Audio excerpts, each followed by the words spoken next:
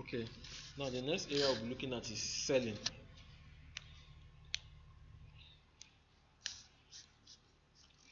How to sell.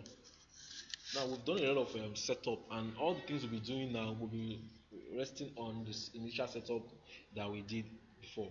Now, when you want to sell an item, if you want to sell a product on QuickBooks, there are two questions to ask. First, are you selling on credit or are you selling by cash? That's whether it's a credit sales or cash sales.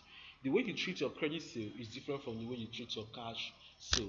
It's very important. So in the system, when you sell on credit to a customer or a client, you use your invoice. So invoice is used to record credit sale.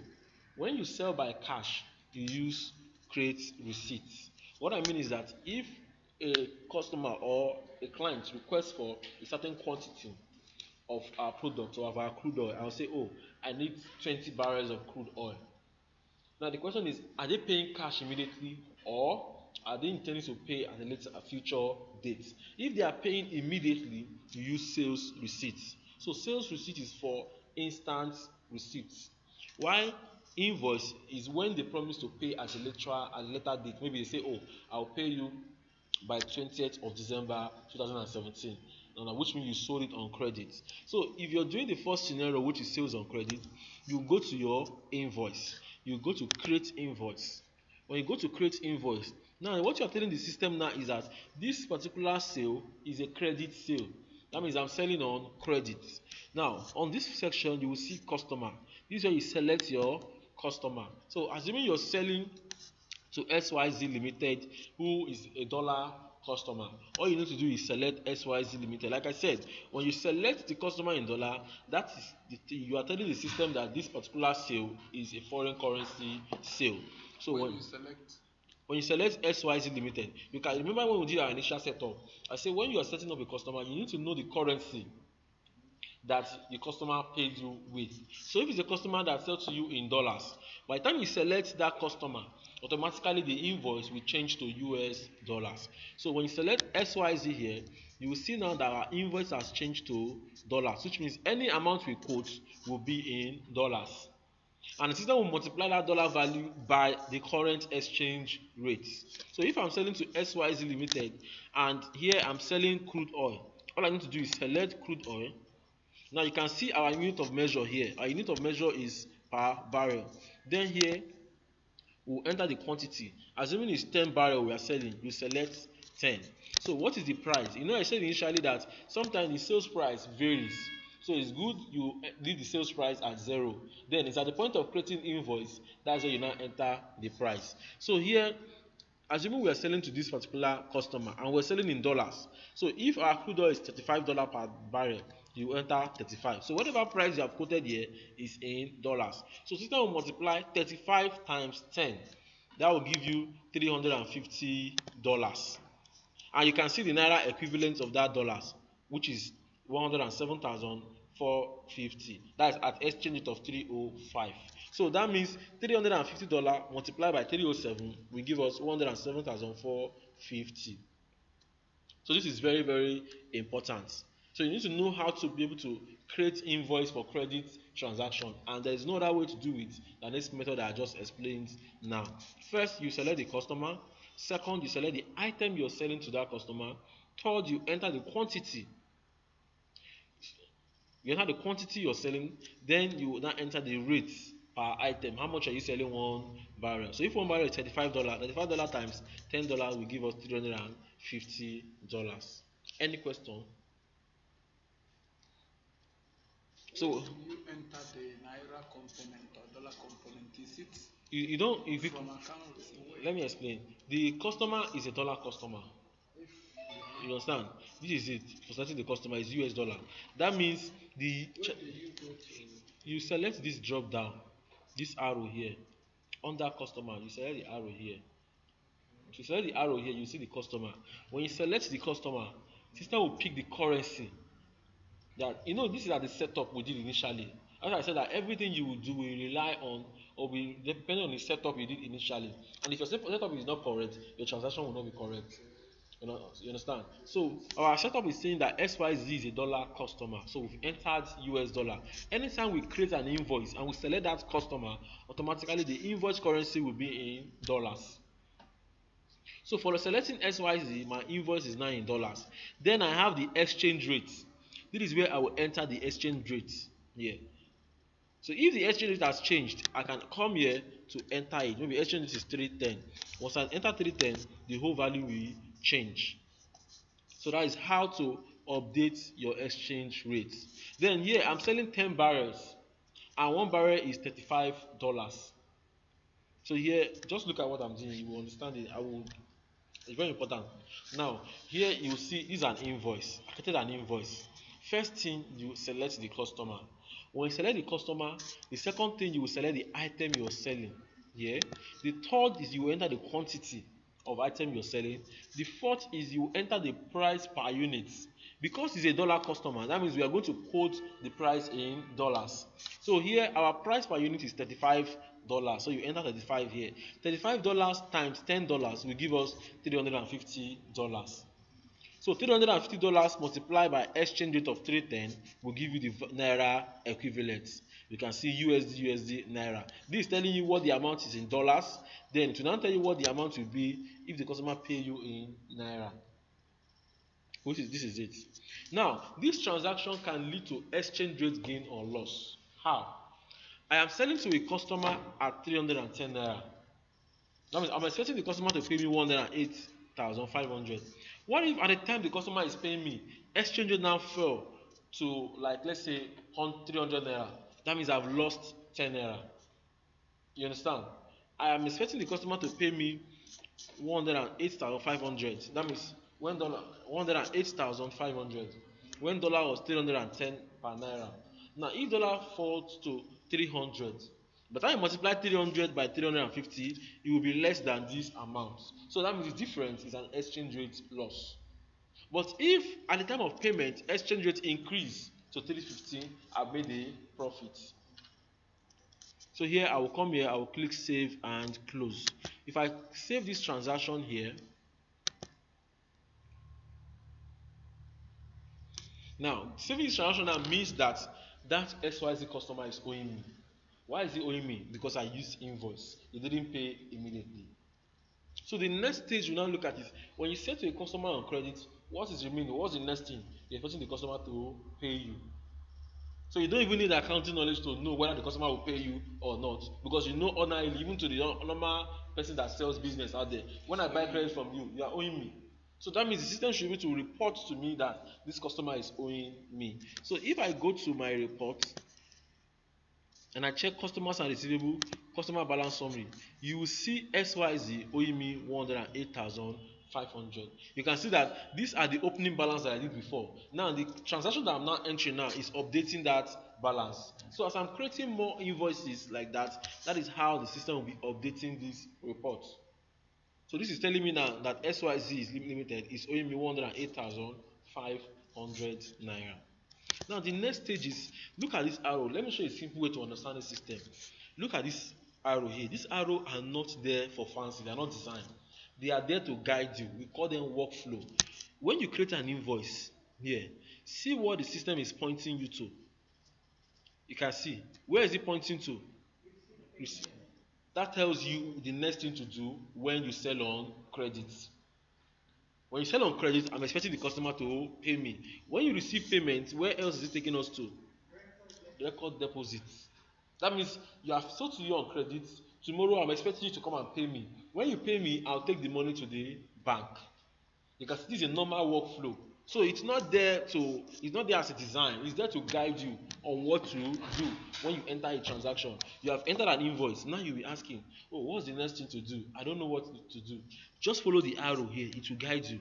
Oh, if I enter, those arrows are pointing to the right. Once I enter my invoice, the next thing to do is to receive payment. When I receive payment, the next thing to do is to what? Record deposit, which is the normal thing every normal business does. You can't create an invoice and go and sit down and tell the customer, go, don't pay me again. It's not, it doesn't work like that, or else your business will fall. So the next thing we'll do after we have created an invoice, that means if the customer comes back at a later date, it may not be tomorrow. Whenever the customer comes back, you just come here and click receive payment. Now when the customer pay you, you can either pay by cash or pay into your bank account or do a transfer to you. So whichever method is using, you are still receiving the payment. So you come here, you click receive payment. When you click receive payment, it takes you to this window. This is the window where you will receive the payment. Now receive payment, the first one is receive payment from, who are we receiving payment from? That customer that's actually, exactly. You come and you select XYZ Limited. You can see it's not showing us what the customer is owing us in dollars, because the customer is expected to pay us in dollars. Then the next one, how much is the customer actually paying us? There are three things that could happen here. He can pay us the exact amount he's owing us. He can pay us less than, or sometimes he can pay us more.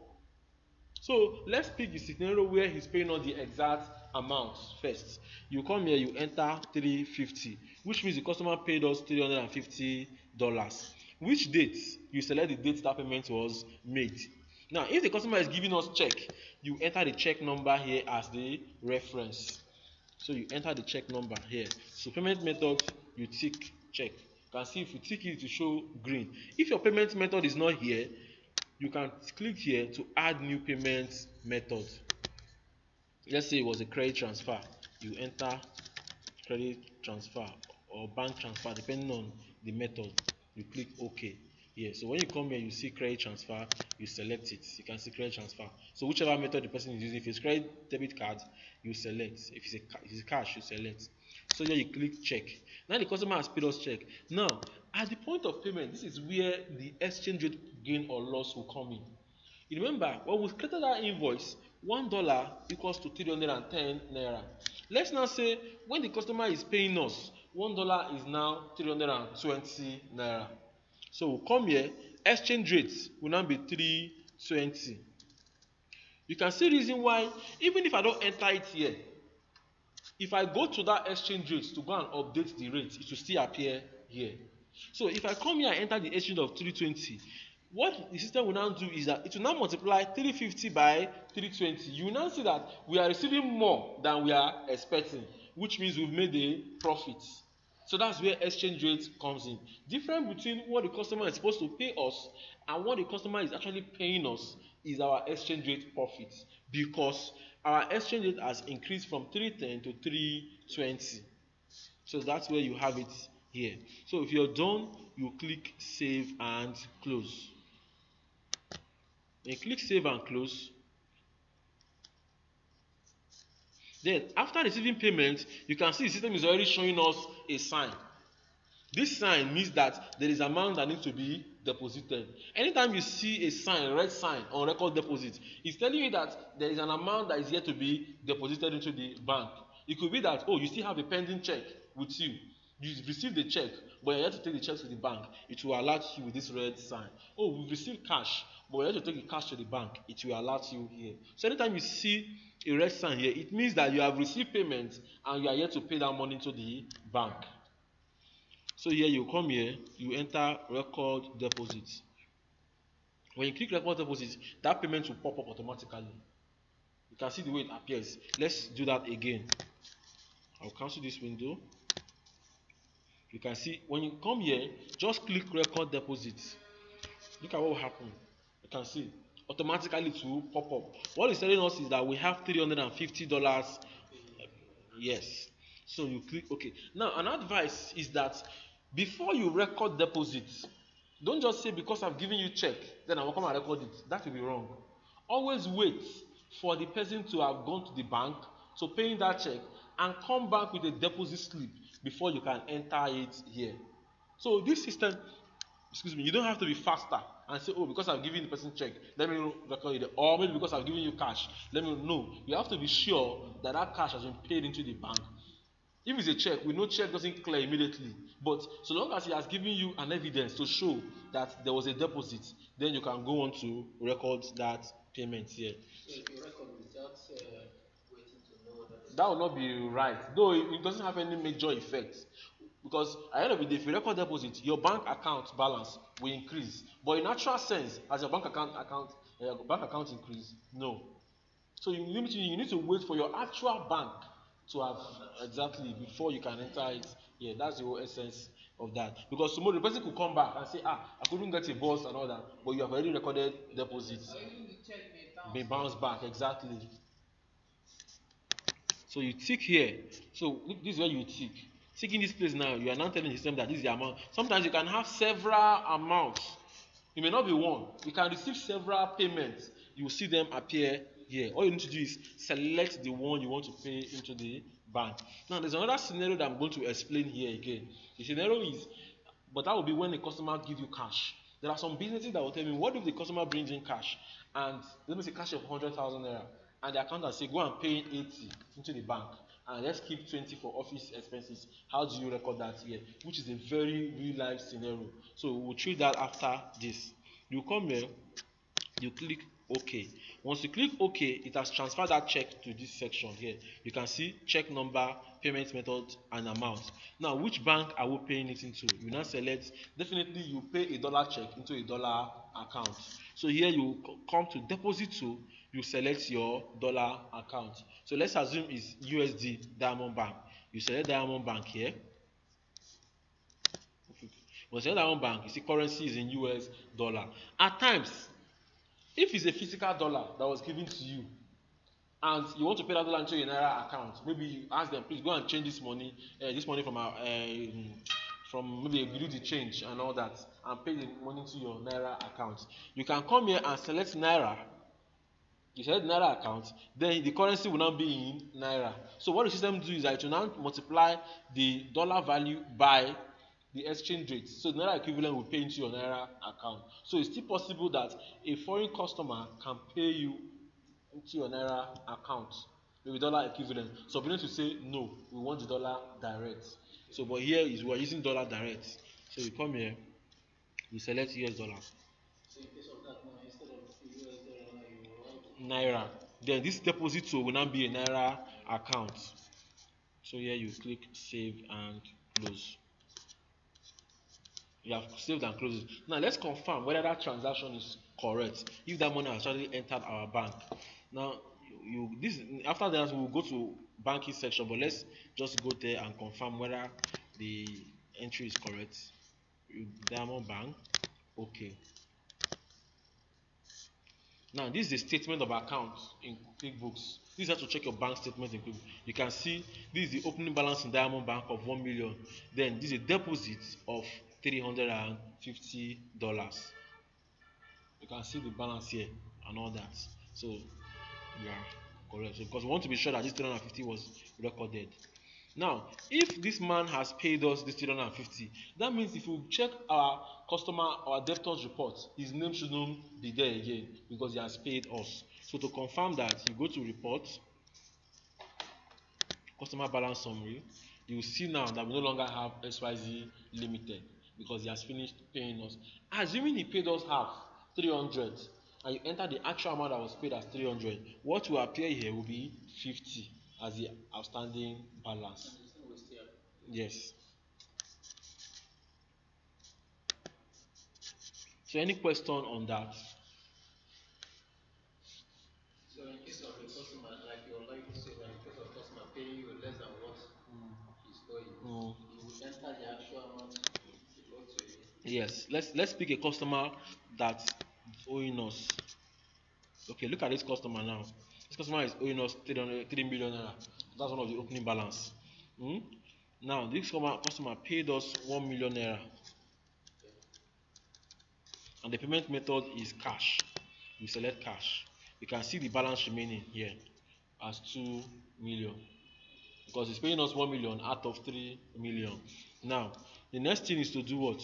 Is to save and close, to move to the next one.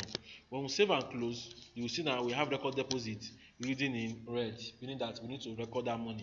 When we go to record deposit here, the money will automatically, you select it, you click OK. Then, now this is where I want to explain the second scenario. They paid us 1 million, but we want to transfer or let's say you want to split the money between two banks. You can split the money and say take 500 to Access Bank, take 500 to Diamond Bank, or take 900 to Access Bank, keep the 100 for petty expenses. So long as you are splitting it, this is how you record it. This is 1 million naira. You now come here, you now say cash back goes to. This is an account to track the second place where the money is going to. So if you are splitting the money between the two banks, you come here, you select Diamond Bank. So how much is going to Diamond Bank? 500,000 naira. You enter 500 here.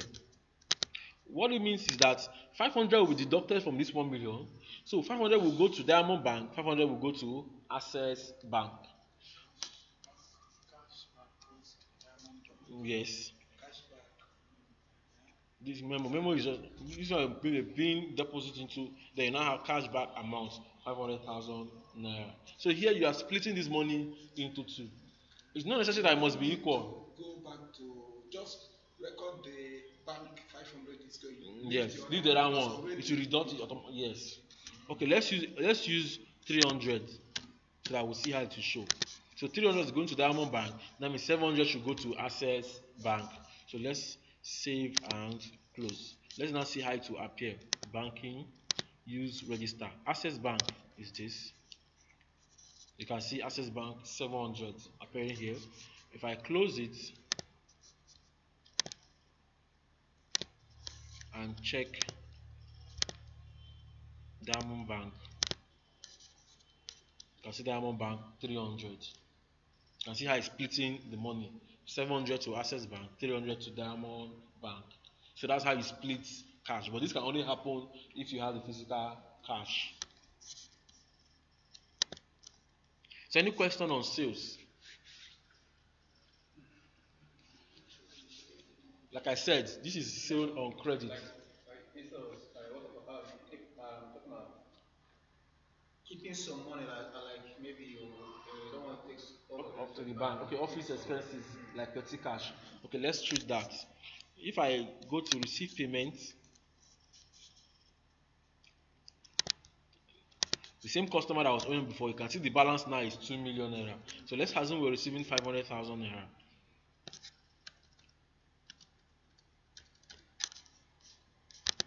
The balance will now remain 1.5. Then you click, it's paying us by cash. Then you click save and close. Record deposit.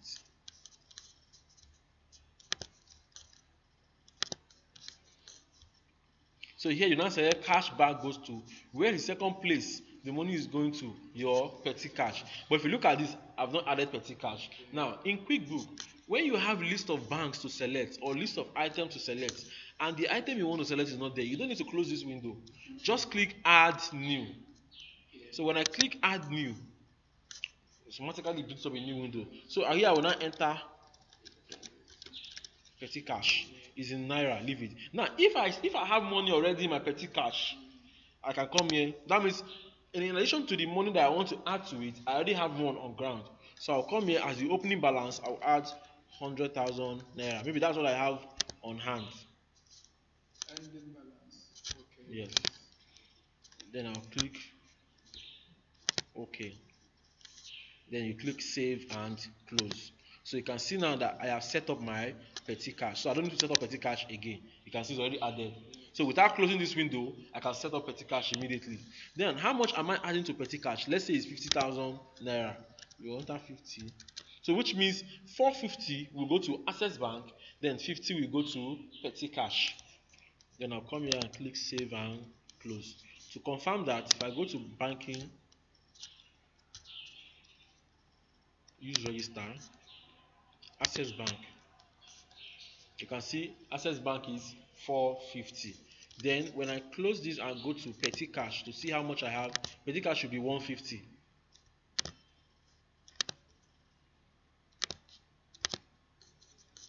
You can see petty cash is now 150, 100,000 plus 50. So you can use that window to split payments. It's very important. Which one is cashback memo? Cashback memo is like if you have any information, like just like description or being payment of being petty cash reimbursement, maybe just your own statement or your own comment. That's what cashback memo is.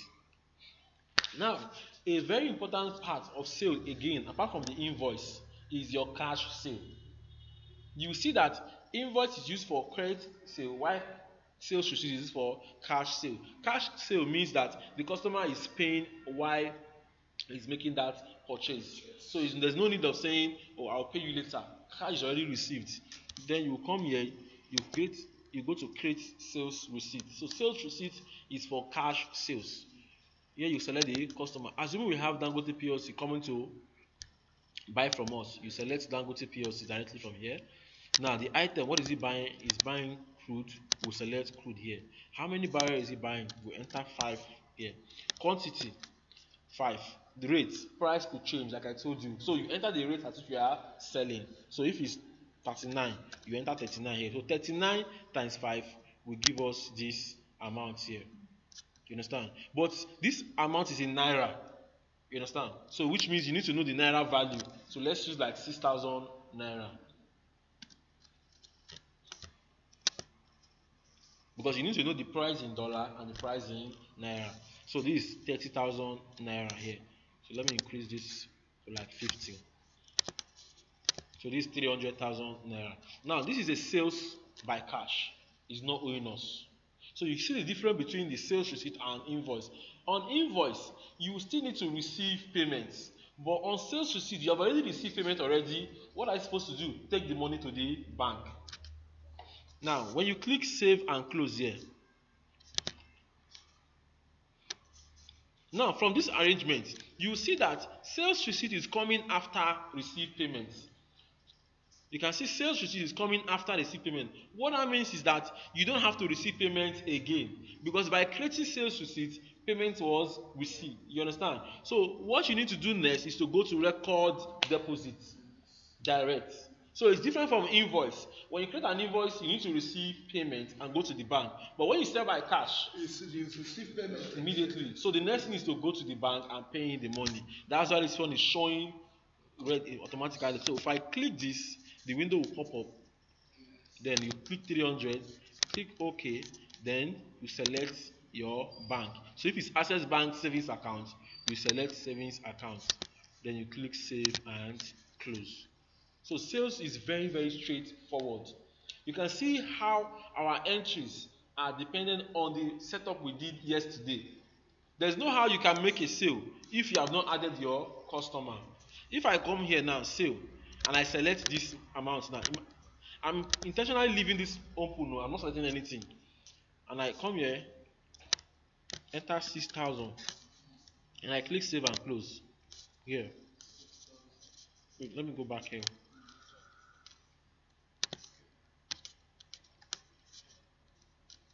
Let me go back here.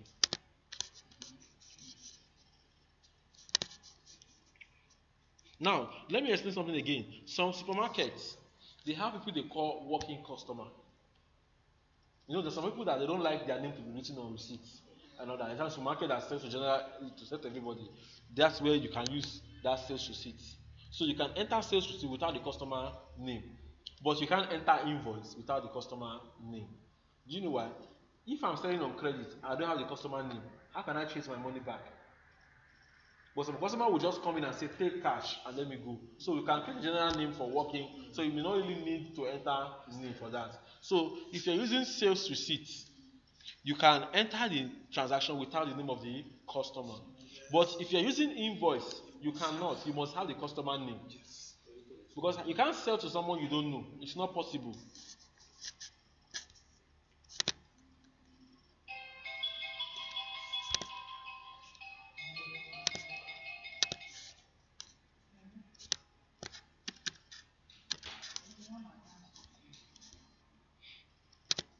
You can see here now, warning, the customer field cannot be blank. the customer. Field cannot be blank. From the top down menu, choose a customer. But in the sales side, you can record this invoice. That's why you cannot enter without a customer. Yes.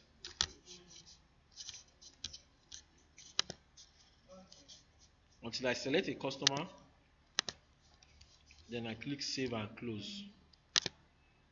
You can see I'm able to sell. So you can't sell to a customer using You can't sell without selecting the customer on the invoice, but you can do that on sales receipts. Any question? So in this now, we've talked about our sales both on credit and receiving cash. Now all the sales we have been making, mind you, they are reducing our inventory. They are reducing the quantity of crude oil that we have. So if you go to report inventory, let's check this inventories. You can see that our quantity on hand has reduced. This is a summary of it. At the beginning, we had 1,000 barrels. We sold 10. We reduced to 990. We sold 50. We reduced to 940. We sold one. We sold one. That's why we have 938. So this will show you the summary of your transaction. So if you tell management that we have 938, say how, you can just print out this report and send to them. So they will see how the transaction went. So you don't just say, oh, we sold this quantity. It's not possible. You need to give them the breakdown of it. Oh, this one was invoice, this is sales receipt, this is sales, and it will show you the date too. Very important and all that. So that's how to check your stock report. When we get to the report, I will explain this better. But I'm just trying to show us how our entries are now affecting the stock. Because there's no how you can sell and your stock will remain the same. It's not possible. Yes. Any question? Any question on sales? Okay. So let me save. If I move to the next one.